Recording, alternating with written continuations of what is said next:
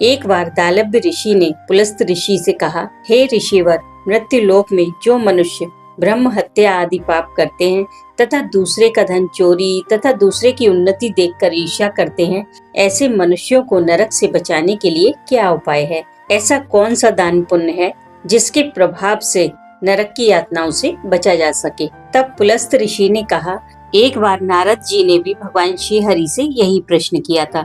तब भगवान ने इसकी कथा नारद जी को सुनाते हुए कहा था कि मृत्यु लोक में एक ब्राह्मणी रहती थी।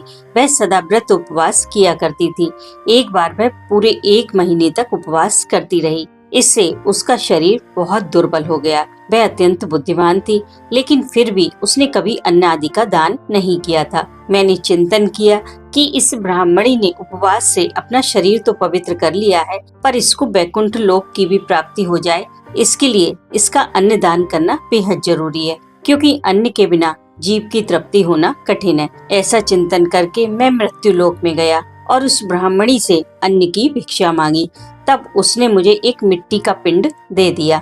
मैं उस पिंड को लेकर स्वर्ग लौट आया। कुछ समय बाद वह ब्राह्मणी भी अपना शरीर त्याग कर स्वर्ग आई। मिट्टी के पिंड के प्रभाव से उसे उस स्थान पर आम के वृक्ष सहित एक घर मिला, किंतु उसने उस घर को अन्य वस्तुओं से खाली पाया। वह घबराई हुई मेरे पास आई और बोली, हे प्रभु, मैंने अनेक व्रत आदि से आपका पूजन किया है, पर फिर भी मेरा घर वस्तुओं से रिक्त है।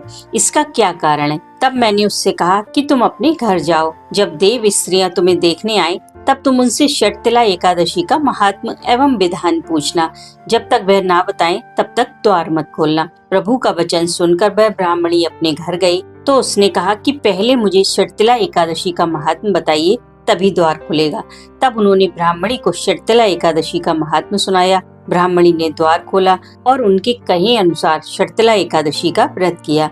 उसके प्रभाव से उसका घर धन धान्य से भर गया। इस एकादशी के प्रभाव से जन्म जन्म की निरोगता प्राप्त होती है, सभी पाप नष्ट हो जाते हैं और अन्न व तिल का दान करने से धन धान्य में वृद्धि होती है। इस कथा का सार यही है कि मनुष्य जो और जैसा जैसा दान करता है, उसे वैसा ही फल प्राप्त होता है।